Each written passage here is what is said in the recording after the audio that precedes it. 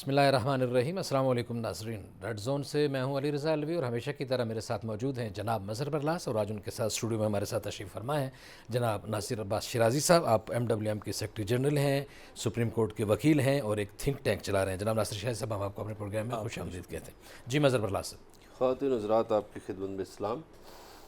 سب سے پہلے تو یہ ہے کہ آج پورے ملک میں، پاکستان میں، امیر المومنین حضرت علی علیہ السلام کا یوم شہادت جو ہے وہ عقیدت و احترام سے منایا گیا، اور لوگ ان سے عقیدت کا اظہار کرتے رہے، جیسا کہ نبی پاک صلی اللہ علیہ وسلم کا فرمان ہے کہ علی کا ذکر بھی عبادت ہے، سو آج پورے پاکستان میں عبادت ہوتی رہی۔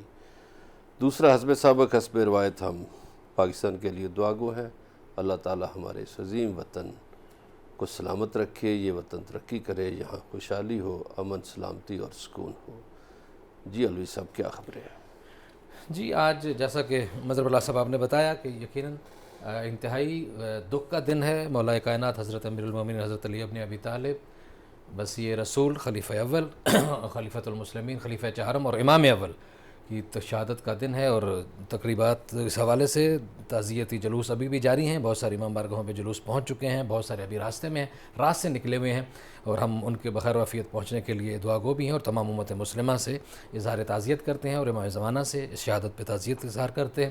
اور اس کے بعد آج PTI کے چیئرمین جناب عمران خان نے وزارت عظمیٰ کے منصب سے ہٹائے جانے کے بعد پہلی پریس کانفرنس کی ہے، اور اپنے موقف کا اعادہ کرتے ہوئے انہوں نے کہا ہے کہ سیکیورٹی کونسل کے اجلاس میں میرے موقف کی جو ہے توثیق ہو گئی ہے۔ انہوں نے تائید کی ہے، اور یہ بتایا گیا ہے کہ سازش، بہرحال سازش نہیں ہوئی تو وہ اس میں کچھ نہ کچھ چکر ضرور چلایا گیا ہے اس میں۔ انہوں نے یہ بھی کہا کہ بھٹو اور پرویز مشرف کو بھی دھمکیاں دی گئی تھیں، اور اب مجھے دھمکیاں دی گئی ہیں۔ اس موقع پر ان کے کچھ من پسند صحافیوں کے علاوہ دیگر صحافیوں کے سوالات اگر انہوں نے کرنا چاہے تو انہوں نے ان کے سوالات نہیں لیے، بلکہ ایک صحافی کو شہباز گل نے گلے سے دبوچا اور اس کو سوال کرنے سے روک دیا۔ اس کا بھی جائزہ لیں گے۔ پھر پنجاب میں غیر یقینی صورتحال جو ہے وہ برقرار ہے۔ حمزہ شہباز کی حلف برداری کے لیے وہ ابھی تک معاملہ وہیں کا وہیں ہے، نہ چیئرمین سینٹ نہ گورنر پنجاب۔ یہ صورتحال کہاں تک جائے گی، اس کا بھی جائزہ لیں گے۔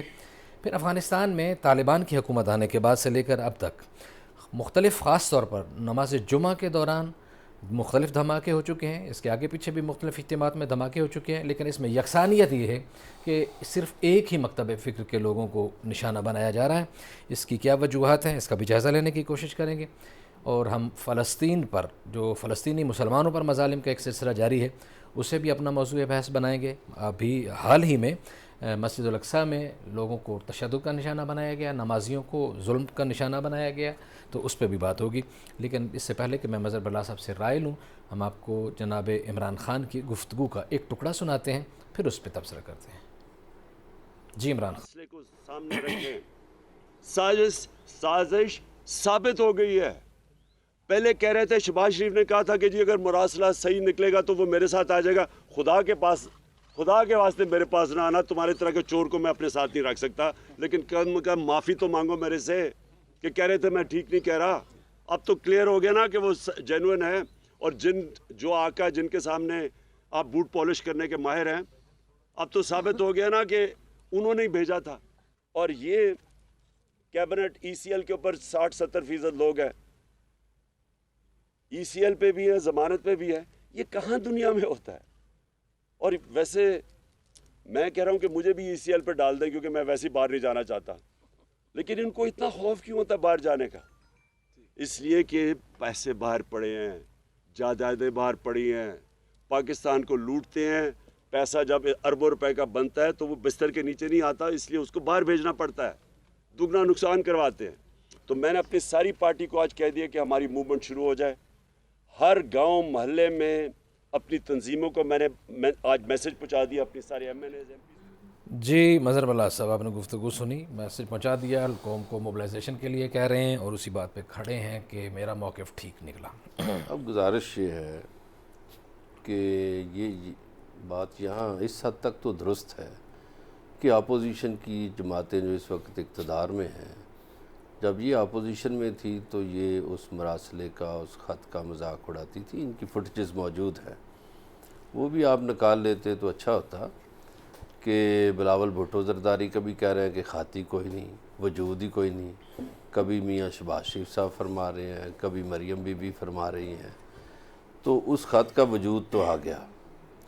اور کل جو اعلامیہ جاری ہوا اس نے پچھلے اعلامیے کی توثیق بھی کی، اور سونے پہ سہاگا یہ کہ اسی وقت جو ہی یہ اعلامیہ جاری ہوا، امریکن وزارت خارجہ کی ایک ترجمان جو ہیں وہ نمودار ہوئیں اور انہوں نے کہا کہ بہت اچھا ہو گیا ہے۔ تو اعلامیہ تو ہے، اب اس کو سازش کا نام کوئی دے رہا ہے، کوئی مداخلت کہہ رہا ہے، کہیں نہ کہیں کچھ نہ کچھ تو ہوا ہے۔ باقی جو بھٹو صاحب کا اور پرویز مشرف کا تذکرہ کیا تو اس میں بھی انہوں نے موازنہ کیا کہ بھٹو صاحب جو تھے وہ اپنے موقف پہ قائم رہے اور پھانسی پہ جھول گئے، جبکہ پرویز مشرف جو تھا وہ لیٹ گیا، اور اس وجہ سے وہ ظاہر ہے اس سے پہلے بھی کہتے ہیں کہ پاکستان کو بڑا نقصان ہوا، بڑی قربانیاں دینا پڑی پاکستانی فورسز کو بھی، پاکستان کے سویلین شہریوں کو بھی، تو اس کی قیمت تو چکانا پڑی، اور معاشی لحاظ سے بھی قیمت چکانا پڑی، جانی لحاظ سے بھی چکانا پڑی۔ تو یہ موقف تو عمران خان کا میرا خیال ہے پچھلے کافی عرصے سے چلا آ رہا ہے۔ جی بالکل صحیح، بالکل ٹھیک ہو گیا جی۔ ہمارے ساتھ حیدر شرائی صاحب نمائندہ جی ٹی وی ٹیلی فون لائن پہ موجود ہیں، یہ اس پریس کانفرنس میں موجود سے۔ حیدر شرائی صاحب آپ میری بات سن رہے ہیں؟ جی شرائی صاحب آپ وہاں موجود تھے پریس کانفرنس میں، کیا ہوا؟ وزیراعظم عمران خان، سابق وزیراعظم عمران خان نے کیا گفتگو کی اور وہاں کی صورتحال کیا تھی، ذرا بتا دیں۔ جی چیئرمین تحریک انصاف کی جانب سے آج جو گفتگو ہوئی اس میں سب سے اہم یہ کہ انہوں نے کہا ہے کہ ہم اسلام آباد کی طرف آ رہے ہیں اور تمام اپنے ورکرز کو موبلائز کریں گے، اور اسلام آباد کی طرف آنے کا کہہ دیا انہوں نے کہ اس کے بعد اب ہم اس حکومت کے خلاف احتجاج کرنے جا رہے ہیں، اور اس پریس کانفرنس میں سب سے اہم یہی تھا۔ اس کے علاوہ انہوں نے آج یہاں الیکشن کمیشن کے حوالے سے گفتگو کرتے ہوئے کہا ہے کہ الیکشن کمیشن کے جو اہم ترین عہدیدار ہیں وہ اس وقت پارٹی کا حصہ بن رہے ہیں، اور وہ انہیں صرف یک طرفہ فیصلے نہیں کرنے چاہیے۔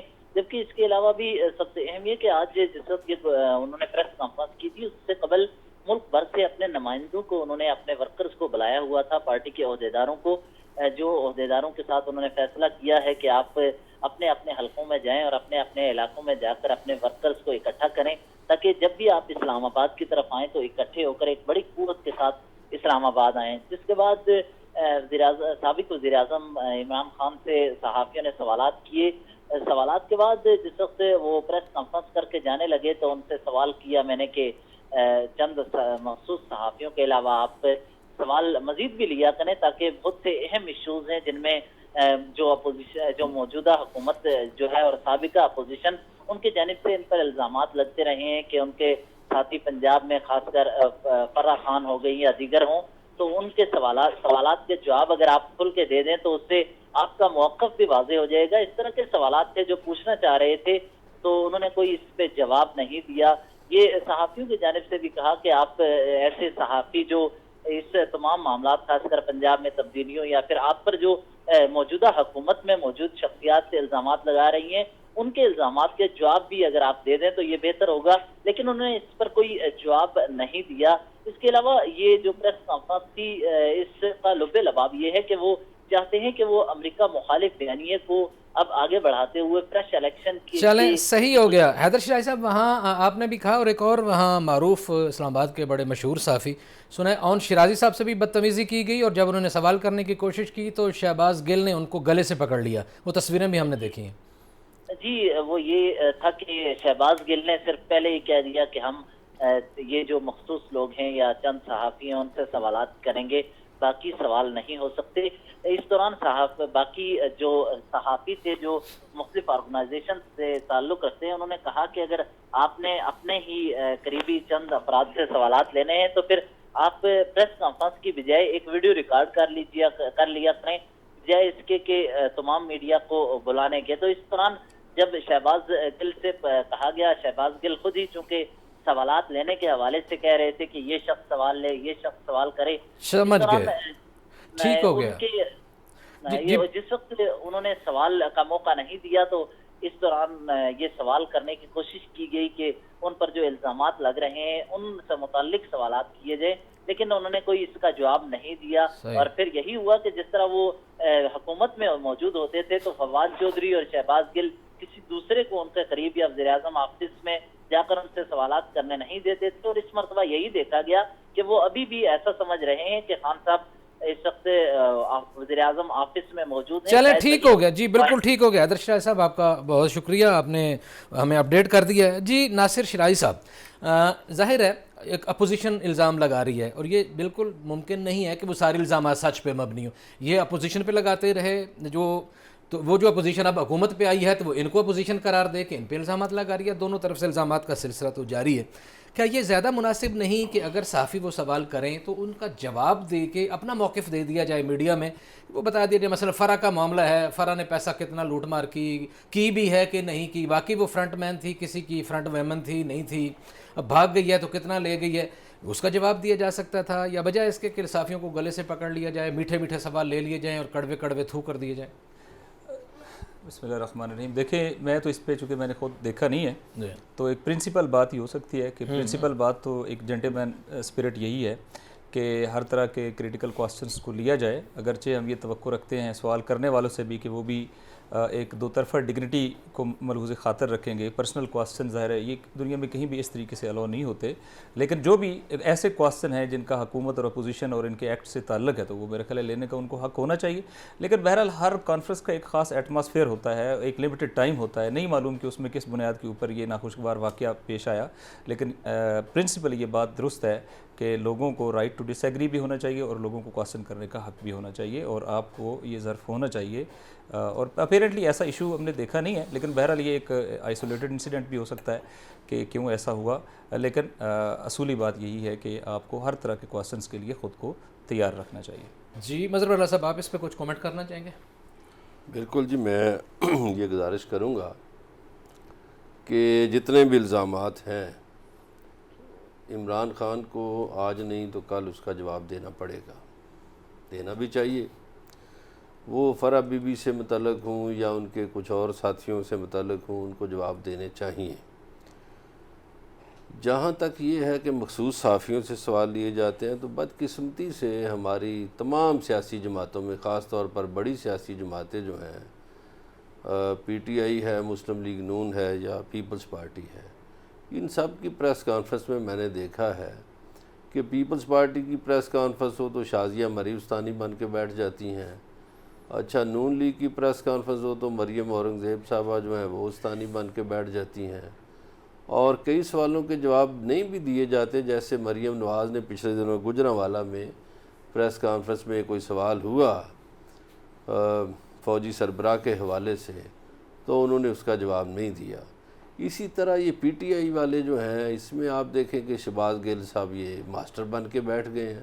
تو یہ ہماری سیاسی جماعتوں کا رویہ صحافیوں کے ساتھ بالکل نامناسب ہے.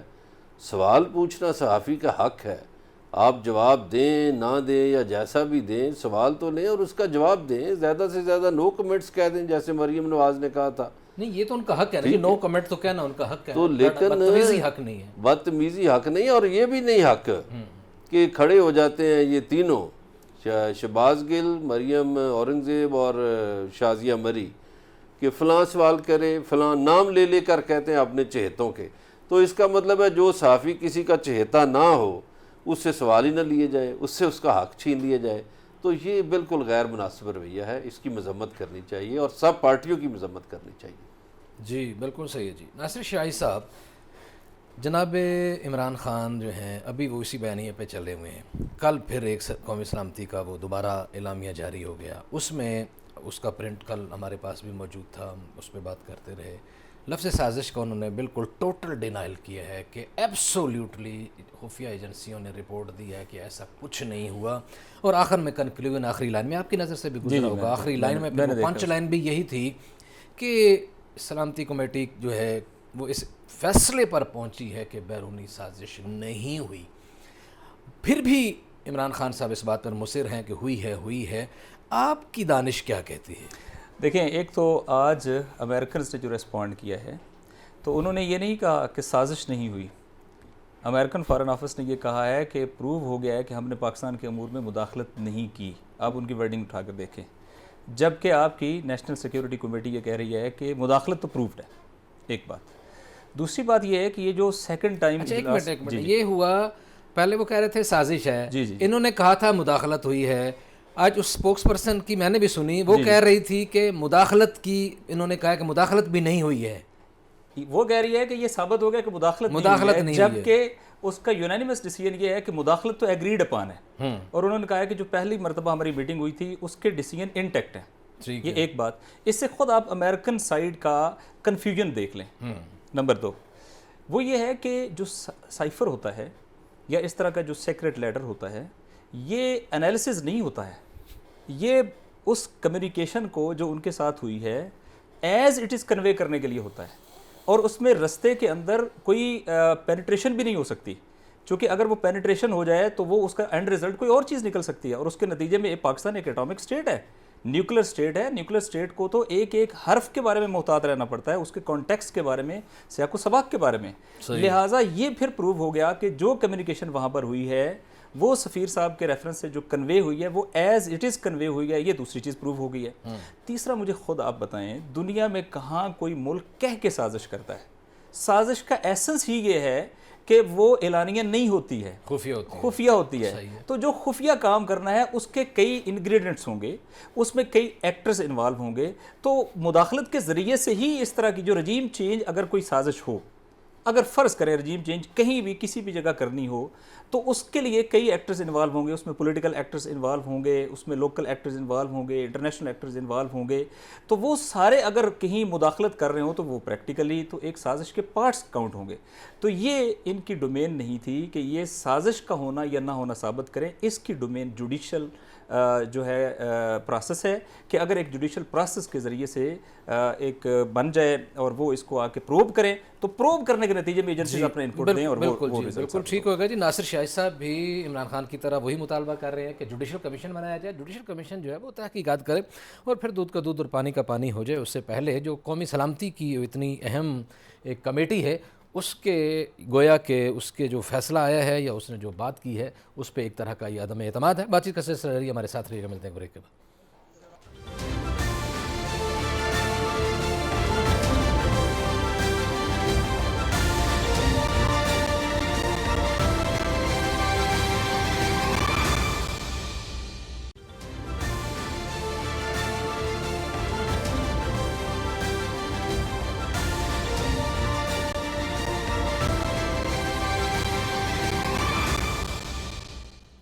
ویلکم بیک ناظرین. بریک پہ جانے سے پہلے اسلام آباد کی صورتحال کا جائزہ لے رہے تھے, اب پنجاب چلتے ہیں اور مظہر اللہ صاحب سے پوچھتے ہیں کہ وجہ کیا ہے جی. آج اتنے دن گزر گئے, حمزہ شہباز تیار ہو کے بیٹھے ہیں, ان سے کوئی حلف ہی نہیں لے رہا, لڑائیاں جھگڑے جاری ہیں, کیا ہوگا جی آگے؟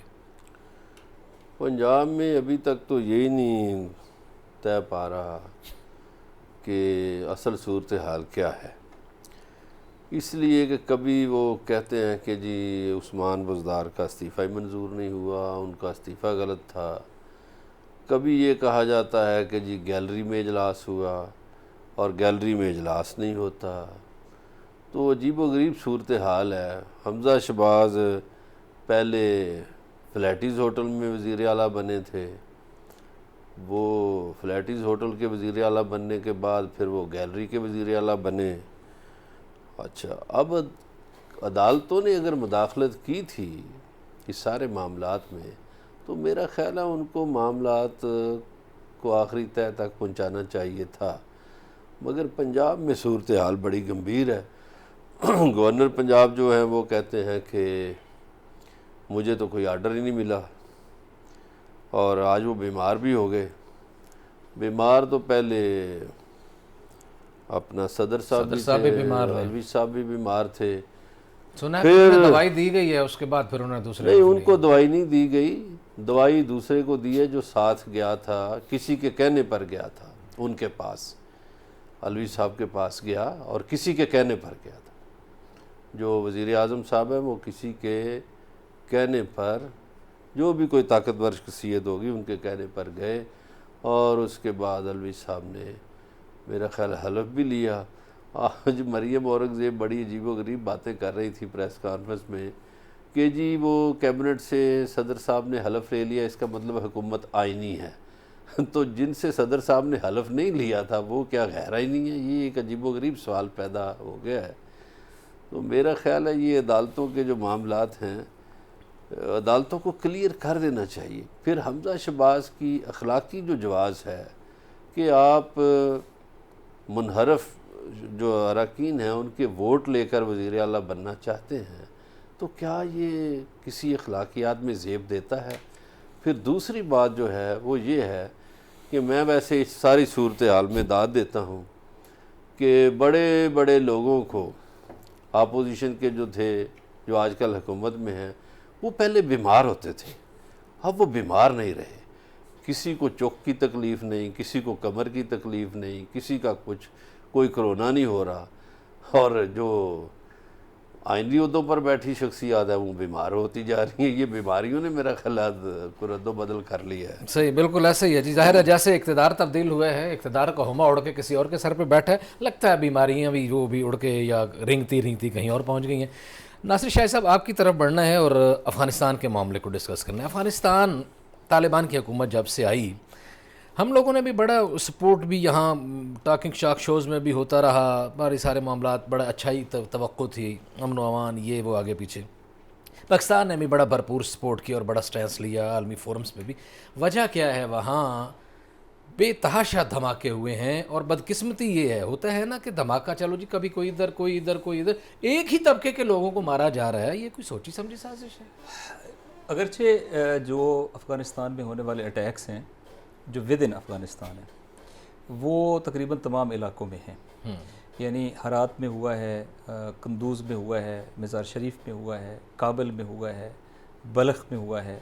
تو لیکن یہ درست ہے کہ وہ تمام علاقے کے جو اہل تشیع کی آبادی کے ڈومیننٹ علاقے تھے ان علاقوں میں ہوا ہے، اور اس لحاظ سے جو ایک weak command and control Taliban regime کا وہاں پہ یہ نظر آتا ہے کہ یعنی کنٹرول کمزور ہے، جبکہ انہیں پتہ ہے کہ اس وقت جو سیریس تھریٹس ہیں وہ ان کے اوپر ہیں۔ اور انفارچونیٹلی وہاں جو سچویشن رائز ہوئی ہے کہ لوگوں کو ویڈیوز بنانے سے روکا گیا ہے، مظاہرہ کرنے سے روکا گیا ہے، تو تھوڑا سا اگر یہ جبر کی کیفیت باقی رہتی ہے تو یہ ریٹیلیشن کی طرف جائے گی۔ صحیح، چونکہ لوگ ہر روز تو اپنے پیاروں کی لاشیں نہیں اٹھا سکتے، صحیح، اور یہ کوئی ایک ٹریگر کر سکتی ہے، نقطہ آغاز بن سکتا ہے افغانستان کے اندر ڈی اسٹیبلائزیشن کا، جو اس وقت بالآخر خطے کے لیے سوٹیبل نہیں ہے۔ لہٰذا اگر طالبان نے افغانستان کی سچویشن کو سٹیبل کرنے کے لیے، افغانستان کے شہریوں کو پروٹیکٹ کرنے کے لیے اگریسو میئرز نہ لیے تو یہ کاؤنٹر پروڈکٹیو ہو جائیں گے۔ یہ ایک بات۔ دوسری بات یہ ہے کہ ان کی جو وہاں پہ ایک لحاظ سے جو ویکنیس ہے وہ پاکستان کے اندر بھی انفلٹریٹ کر رہی ہے۔ آج بھی پاکستان کے افغانستان والے بارڈر سے دار اندازی ہوئی ہے، اور پاکستان کے 3 سپاہی جو ہیں وہ شہید ہوئے ہیں اور کئی زخمی ہیں۔ اسی طرح جو پاکستان کے ان سائڈ پاکستان جو گزشتہ 1 مہینے کے اندر ہونے والے واقعات ہیں، یا 1 سے 2 مہینے کے اندر، جن میں پاکستان میں پشاور کا واقعہ جس میں 72 شہید ہیں، اسی طرح پاکستان کے جو بلوچستان کے علاقوں میں ہونے والے بڑے واقعات ہیں جہاں لا انفورسمنٹ کے اوپر بڑے اٹیک ہوئے ہیں، روزانہ کی بنیاد پہ اٹیک ہوئے، ان سب کا روٹ جو ہے وہ افغانستان ہے انفارچونیٹلی۔ اس کا مطلب ہے کہ ان کی آن دا گراؤنڈ جو گرپ ہے وہ لوز ہو رہی ہے۔ ایک تیسرا فیکٹر یہ ہے کہ افغانستان اس نئی حکومت آنے کے بعد بفر زون سے ایک ایسے کمیونیکیشن لائن میں ڈیولپ ہو رہا تھا کہ چائنا اس کے ذریعے سے ایران تک ایکسیس کریٹ کرنا چاہ رہا تھا، پاکستان افغانستان کے ذریعے سے اپنی گیس پائپ لائن رشیا سے لینا چاہ رہا تھا، تو یا رشین اسٹیٹ سے۔ تو اس سچویشن میں اگر افغانستان کا ایک وار لارڈز والا رول دوبارہ ایمرج کرتا ہے تو الٹیمیٹلی افغانستان جو ہے وہ پرانے دور میں چلا جائے گا، اور اس کا امپیکٹ امیڈیٹ اگر کسی ملک کے اوپر پڑے گا تو وہ پاکستان کے اوپر پڑے گا، اور یہاں پھر ڈی اسٹیبلائزیشن کا الٹیمیٹ رزلٹ یہ ہوگا کہ چائنا کی کنٹینمنٹ سٹارٹ ہو جائے گی، جو چائنا اسی ایریے سے اپنے سی پیک کے ذریعے سے ریسٹ آف دا ورلڈ تک اور جو وارم واٹرز تک ایکسیس ہے وہ کریٹ کر رہا ہے، اور جو ریسورسز ہیں انرجی کے ان تک وہ ڈائریکٹ ایکسیس کریٹ کر رہا ہے، اسی روٹ سے لینڈ روٹ کے ذریعے سے ایکسیس کریٹ ہو رہی ہے۔ تو میں سمجھتا ہوں کہ یہ انٹرنیشنل ڈیزائن بھی ہے جس میں گلوبل پاورز بھی انوالو ہیں، اس میں داعش کا ایلیمنٹ بہت ڈومیننٹ ایلیمنٹ ہے، وہ واضح طور پہ اس وقت ایکٹیو ہوا ہے، لیکن اس میں طالبان حکومت کی نااہلی اور ان کا کنٹرول جو ہے وہ بھی بہت واضح طور پہ ہے، اور ان کے اندر جو اینٹی پاکستان ایلیمنٹ ہے میرے خیال انہوں نے بڑا واضح طور پہ کام دکھایا ہے، اور اس وقت پاکستان کے اور افغانستان کے درمیان کوئی بہت اچھے سفارتی تعلقات نہیں ہیں، اور بارڈرز کے اوپر شدید ٹینشن کی کیفیت ایگزسٹ کرتی ہے جو خطے کے لیے ان دا نیئر فیوچر اچھی نہیں ہے۔ جی ناصر شاہ صاحب ساری صورتحال بتا رہے تھے کہ اور یہ بھی کہ وہاں جن کے آنے پہ ہم بہت زیادہ خوشیاں منا رہے تھے ان کے آنے کے بعد ابھی ہمارے کوئی ان سے بہت اچھے تعلقات نہیں رہے اور وہاں سے دار اندازی بھی ہو رہی ہے, ہمارے جوان بھی شہید ہو رہے ہیں اور وہاں کی سول آبادی بھی نشانہ بنائی جا رہی ہے. باہر بات چیت کیسے سر جاری ہے, ہمارے ساتھ رہیے گا, ملتے ہیں ایک بریک کے بعد.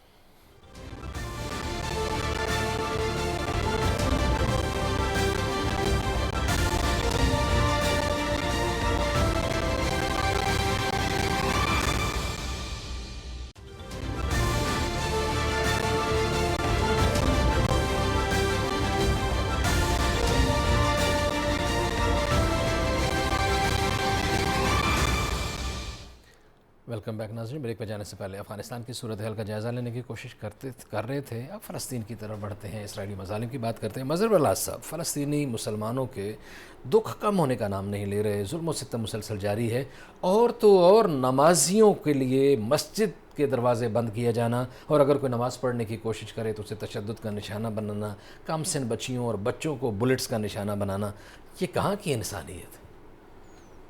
دو باتیں ہیں. ایک تو یہ انسانی حقوق کی خلاف ورزی ہے, تو اس میں جو اقوام متحدہ ہے یا اس کا انسانی حقوق کمیشن ہے وہ پتہ نہیں کہاں سویا ہوا ہے. دوسری بات یہ ہے کہ یہ سارا عمل امت مسلمہ کے لیے ندامت کا باعث ہے, اور جتنے بھی مسلمان حکمران ہیں شاید یہ غلامی کا طوق انہوں نے اتنا اس قدر سخت پہنا ہوا ہے کہ یہ اس پہ بولنا بھی جرم سمجھتے ہیں, یہ جا کے ان کی مدد کریں. حالانکہ ہمارا دین ہمیں کہتا ہے کہ ہم اپنے مسلمان بہن بھائی جو بھی تکلیف میں ہو اس کی مدد کریں اور اس کے لیے جہاد کریں. لیکن ایک حدیث ہے, نبی پاک صلی اللہ علیہ وسلم کا فرمان ہے کہ ایک زمانہ آئے گا کہ مسلمان تعداد میں زیادہ ہوں گے لیکن مار کھائیں گے. اس کی وجہ یہ ہوگی کہ جہاد نہیں ہوگا. تو میرا خیال ہے مسلمانوں کو اس طرف توجہ دینی چاہیے کہ کوئی بھی صہیونی طاقت یا کوئی سامراجی قوت مسلمانوں پر ہاتھ نہ اٹھا سکے. جی ناصر شاہی صاحب, آپ کا تو بڑا اس پہ کام بھی ہے, اور خاص طور پر یوم القدس کے حوالے سے بھی جو جمعۃ الوداع کے موقع پہ آپ کی طرف سے میرا خیال ہے کال بھی کوئی آئی ہوئی ہے اس حوالے سے, آپ کیا کہیں گے؟ دیکھیں, ایک تو مسئلہ فلسطین کے حوالے سے جو ایکویشنز ہیں وہ یہ ہیں کہ اسرائیل جو ایک وقت میں انڈیفیٹیبل تھا اور چند گھنٹوں میں تمام عرب کنٹریز کو وہ شکست فاش دینے کی صلاحیت رکھتا تھا, اور 4 گھنٹوں میں مصر سے صحرائے سینا لیتا ہے, اردن سے مغربی کنارہ لیتا ہے, شام سے گولان ہائٹس لیتا ہے, لبنان سے جنوبی لبنان کا علاقہ لیتا ہے. وہ اسرائیل آج لبنان میں حزب اللہ سے شکست کھاتا ہے, گولان میں اس وقت جو ریزسٹنس کے لوگ موجود ہیں ان سے اس کو جواب ملنا شروع ہو جاتا ہے. فلسطین کے اوپر بالخصوص غزہ میں جب وہ بڑا حملہ کرتے ہیں تو وہ جنگ 66 دن جاری رہتی ہے, اور اسرائیل کا طول و عرض جو ہے وہ اس جنگ کا نشانہ بنتا ہے. ایکویشنز چینج ہونا شروع ہو گئی ہے, اور اب جو آگ انہوں نے جلائی تھی اس نے ان کے اپنے گھر کو لپیٹ میں لینا شروع کر دیا. اس کو کور کرنے کے لیے انہوں نے اس وقت ریکگنیشن کا انٹرنیشنل اسٹیبلشمنٹ کے ذریعے سے چیپٹر اوپن کیا کہ ہمیں جو ہے فلاں فلاں کنٹری ریکگنائز کر رہے ہیں, لیکن جو ریجن کی سچویشن ہے وہ ان کی فیور میں نہیں ہے. دوسری طرف ریزسٹنس جو ہے, جو مزاحمت ہے, وہ غزہ میں اسلامی جہاد ہے, ادھر لبنان میں حزب اللہ ہے, اسی طرح جو ہے وہ حماس ہے. یہ ہر آنے والے دن ان کی اسٹرینتھ جو ہے اس میں اضافہ ہوتا جا رہا ہے.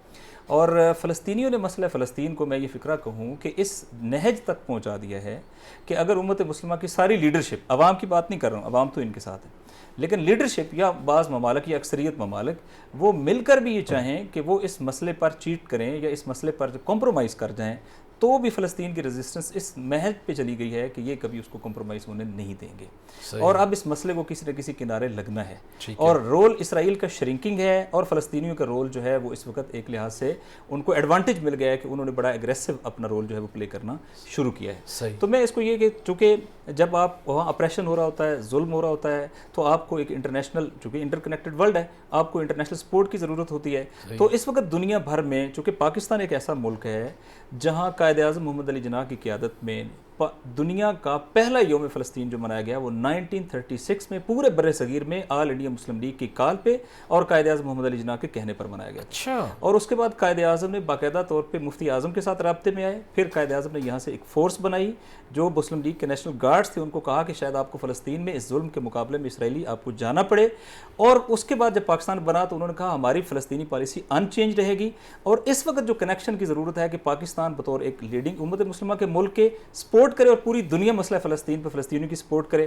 تو لاسٹ ویک جو فرائیڈے ہے, جمعہ ہے, یہ رمضان کا پوری دنیا کے اندر عالمی یوم القدس ہوگا اور پاکستان میں بھی ہوگا. دراصل ان کو ایک سپورٹ اور اسرائیل کو ایک میسج جائے گا. جی بالکل صحیح ہے جناب. ناصر شیرازی صاحب, مرکزی رہنما, سیکرٹری جنرل MW میں آپ کا بہت شکریہ. ناظرین آپ نے گفتگو سنی, آج اتنا ہی. آپ سے ملاقات ہوگی کل. اپنا خیال رکھیے گا. اللہ نگہبان.